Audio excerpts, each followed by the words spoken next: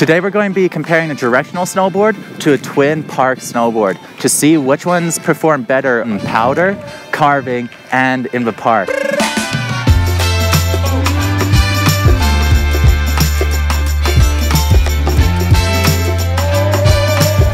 The directional snowboard we're going to be testing is the Alternator from Nitro. This is a 160 7 out of 10 flex true camber snowboard. The biggest difference between this and the Team Pro is the tail length, and the nose length is shorter. It also gets wider around the nose and more narrow towards the tail. I haven't ever tried this board on groomers or in park, and that's where we're going to be testing this video, but I did happen to get out and test it in powder the last 2 days, and it's a game changer. Like, I knew directional snowboards were a big difference when it came to riding powder, but I had no idea how much stoper and how much faster I'd be able to charge in the slopes. And that's what this board is, an all-mountain charger. So we're going to see how it shapes up to my favorite park board, the Nitro Team Pro. This is a 159 true camber 8 out of 10 flex, and it's my favorite park snowboard, and it's just completely true. There's 1 more inch on the nose than the tail. That's standard in snowboarding now, but it's a sick board and I love it in the park. So we're going to see if the Alternator can replace this and I can ride it just as good as I can ride this bad boy.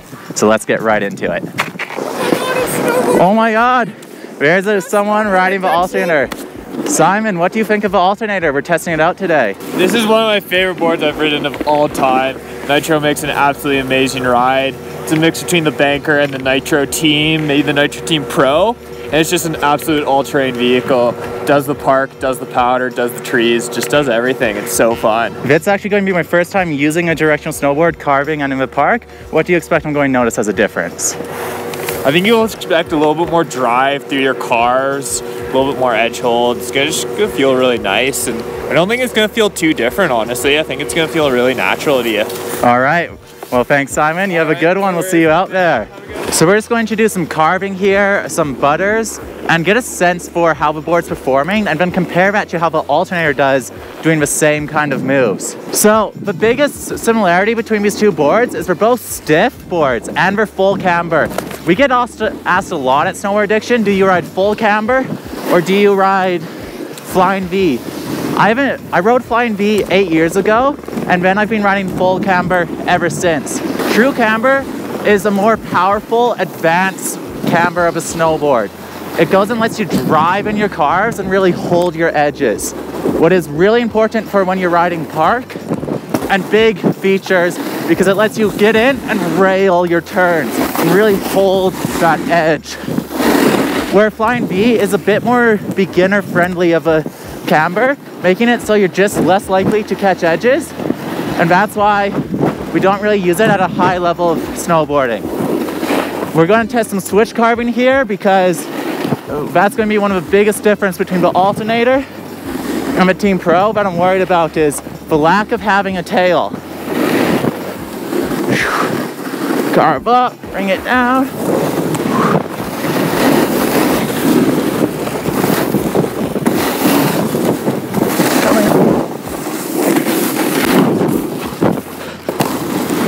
The next thing we're going to test some ollies. We have less of a tail with the Alternator, so I wonder how it's going to affect our ollies.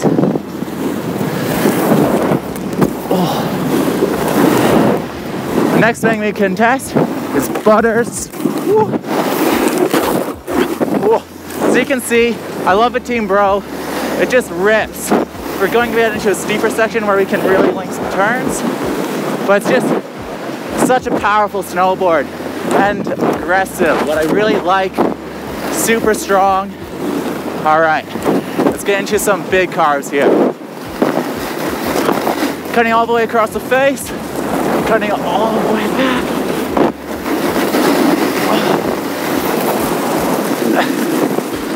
Yeah, great snow today. This is a great time to be testing this. Oh yeah, that was a lot of intense carving, but that's a Team Pro. That's why we like it. You just can rail in your turns and just powers through. So we'll see how that compares to the Alternator. Awesome, this is my first time ever riding a directional snowboard, just carving the slopes in the park. So I'm very excited. Let's see how it does. Already can feel that it just goes through the chop quite a bit better. That extra bit of nose is powerful. We'll build a little bit of speed here.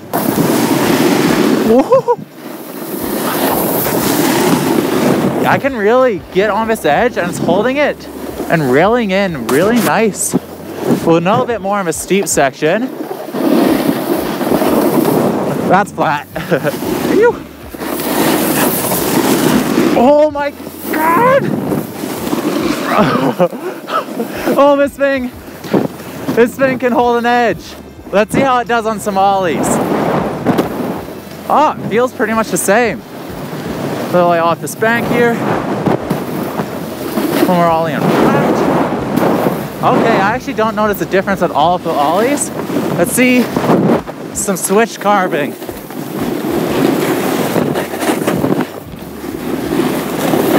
Huh.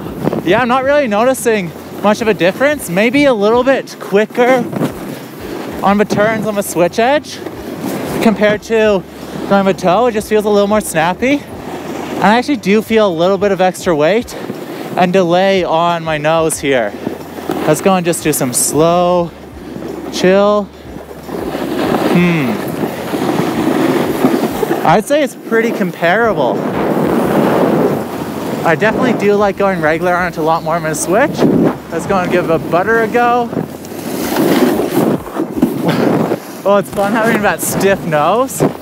Really just more platform to work off of. All right, let's go and try rip some serious burner turns here. Ooh.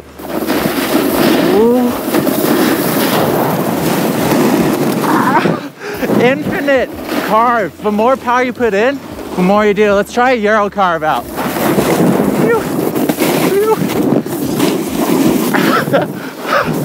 Okay, it's noticeable. This thing just cuts through the chop and lets you rail in. I can put infinite power. The more power I put in, it just pushes. No sputter out. I'm actually really blown away how different it is carving a snowboard. Like, this is later in the day, so it's more choppy, but it's cut through that chop. I want to do the same thing going switch because it is directional. All right, the ultimate test. The ollie's fine. It carves through. That's just, I'm looking forward to putting this thing in the park. That was awesome.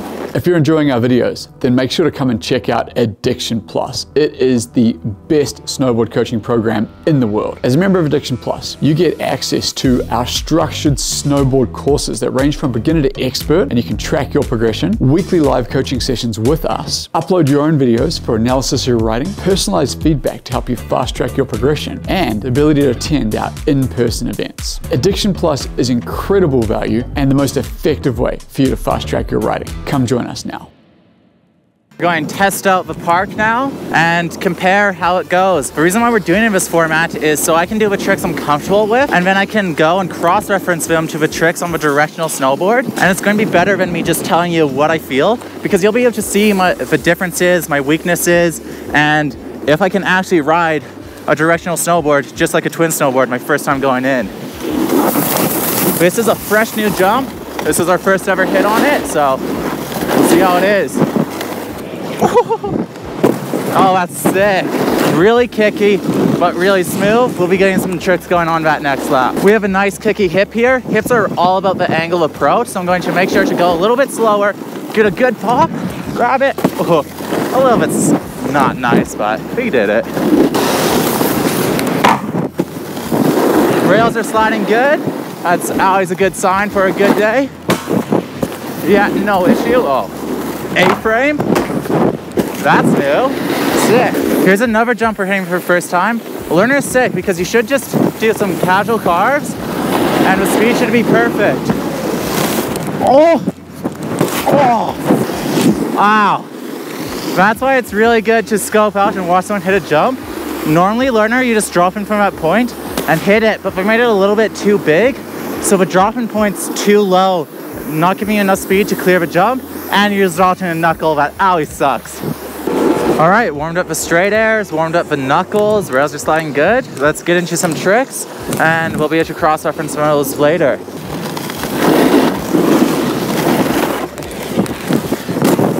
Yeah, that jump's really sick. So I'm going to do a hard way free. I'm just going to go slow, get enough drift angle, grab.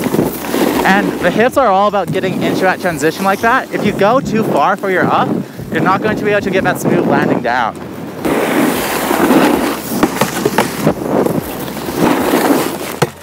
Ah.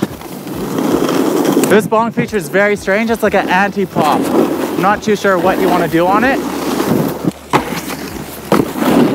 This is my first time ever using this board on any jumps or rails. First lap ever. And we're just going to get into it, but I feel like it's going to actually like really help having this bit of extra nose. All right, let's do it.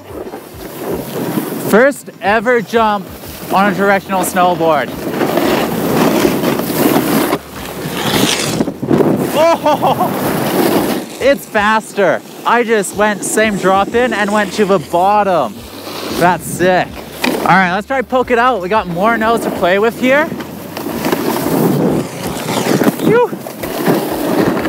Fun fact, method is the only grab that's a single hand grab that's okay to grab outside of the bindings. Only grab, fight me in the comments, only grab. All right, first ever rails. I haven't detuned the snowboard or anything. Just 2 days in the PAL, so let's see how it does. Okay, felt a little bit of lack of nose. Ah! Okay. Oh. Okay, that's a little gun-ho on the rails. We'll chill out. It does feel a bit different on the rails. Let's go and hit it with a back free. It's a lot faster with snowboard, so I'm going to do a little speed check.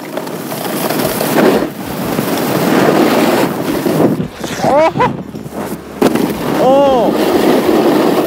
Okay, so I am confident to say this board is quite a bit faster. It's 1 centimeter larger and less stiff, but that nose is just making me go quick. We're just going to do a 50-50 here because that was too much. Okay, 50-50, no problem. Let's try this bonk feature. We have less of a tail, so it might be harder to hit. No, oh, we can hit this. Ah! Okay, a 50-50 is a better place to start that. Let's go build our way up and keep shredding this board. First lap through, 2 things I noticed. First, it's noticeably faster. I went bigger even though I was going slower, and I was losing my filmer a lot more than with my standard park board. I also did notice the effects of having a bit of a longer nose and shorter tail. I went for my front blunt, and I didn't have much nose to like press it in and hold it. And then when I went for my cab 2 on, my tail, what would be like nose of a snowboard because I'm doing it switch, stayed on the snow a bit longer, messing up my timing slightly. So we're gonna have to recalibrate our rails a little bit, and we'll start with just some smaller tricks and build our way up because we can't just 100% take it like we would our twin park board. All right, slight recalibration needed. Need to go a little bit slower in the jumps. I have slightly more speed. This probably has to do with like we have a lot of fresh snow, so this little bit of extra nose is letting me cut through. Let's see how grabbing the nose is on this thing. The nose is quite a bit longer, so. Oh. Yeah, I can really poke it up more and hit that nose. We'll try the tail next lap and see if the tail's harder to reach. I think my tail's like 18 inches here. Oh, that's no issue at all. Let's get some redemption on this rail line. Gonna try front blunt, get this short tail blunted out. Slow it down, cab 2.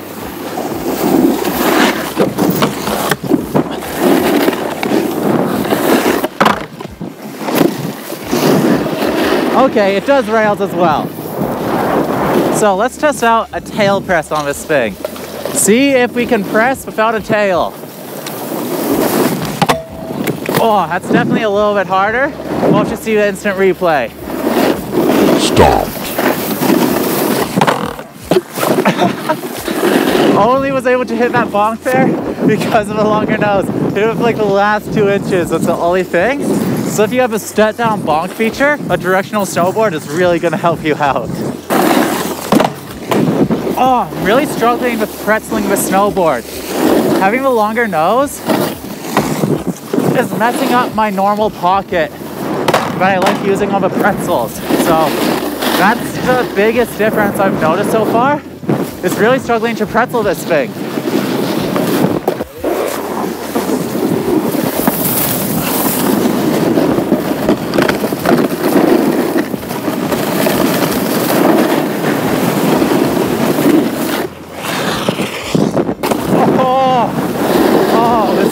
Dude, man, it's a rare thing to be on a new snowboard and just feel like you're on your snowboard.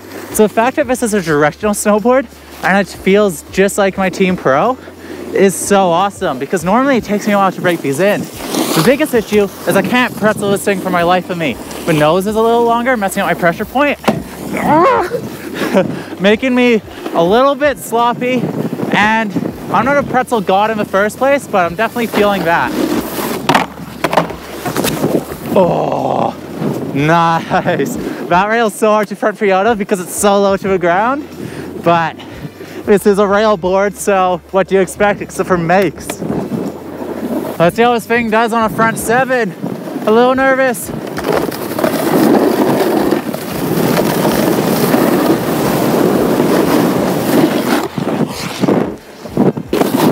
Oh, it's good. As soon as I left the takeoff in the air, I almost claimed it in the air, but I claimed it in the air with the hoverboard and I biffed it. So just focused in, and yeah, it was my best front 7 of the season.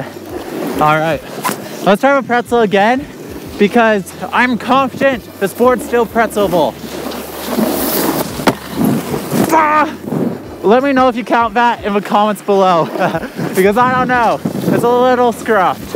If you're enjoying our videos, then make sure to come and check out Addiction Plus. It is the best snowboard coaching program in the world. As a member of Addiction Plus, you get access to our structured snowboard courses that range from beginner to expert, and you can track your progression, weekly live coaching sessions with us, upload your own videos for analysis of your writing, personalized feedback to help you fast track your progression, and the ability to attend our in-person events. Addiction Plus is incredible value and the most effective way for you to fast track your writing. Come join us now.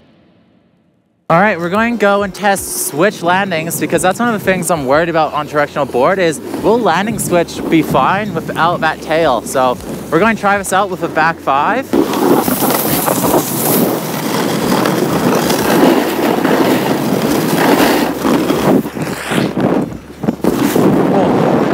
And that's the power of a stiff Team Pro. You can just go deep, dig in that toe edge and just ride away. It'll be interesting to see if you can do the same thing on a directional snowboard. All right, we're going to try land switch here. People are always worried about landing switch on these boards, so let's see.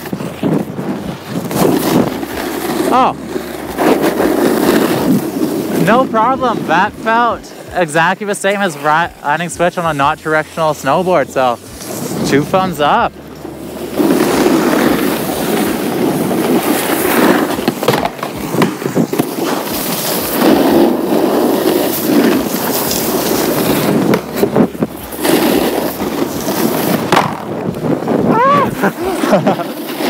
The other concern you hear a lot when people are thinking about switching to a directional snowboard is that it's going to be a lot harder to do switch tricks.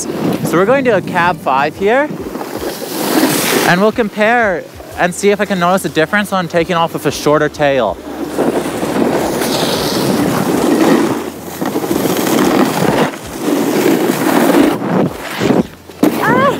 A little bit short. All right, this is the thing I'm most scared about with directional snowboards, and that's spinning off a switch takeoff. So we're going to give it a go with cab 5. Oh, a little bit slow, a little bit early, but not bad. We'll try clean that up, because my cab 5 on my normal board is pretty bad too. So I might just be a bit rusty, but it honestly felt pretty normal. Okay, let's clean it up. I'm pretty sure last time that was just me, user error. So calm. Yeah, no problem. This board is completely fine for switch takeoffs and switch landings. It's just not an issue. All right, I'm going to do my first 10 of the season. It's important when you're doing your first trick and you're really scared of it for the season to take some time and visualize a trick and really ground yourself. So I'm going to do that, settle in, and then get this 10 going. Let's do it.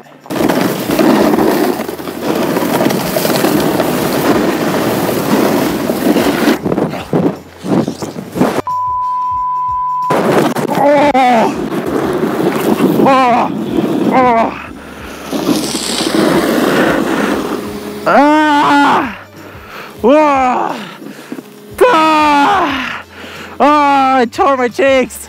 So I went for my first front 10 of the season and I tore my cheeks. Hardest I've ever tore my cheeks in my life. We might play a little bit of a clip of me screaming. But it was violent, and that's something that happens in snowboarding. I didn't get hurt in that instance, but I did feel pain, and that pain management is a massive part of this sport, unfortunately.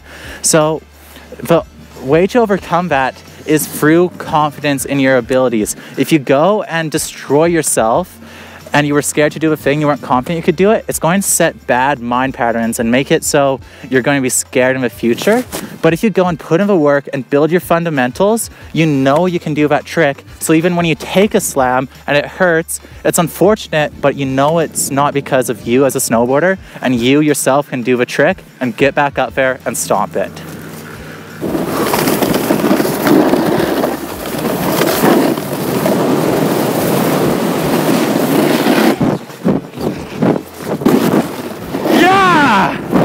First 10 of the season, and it was done on a directional snowboard.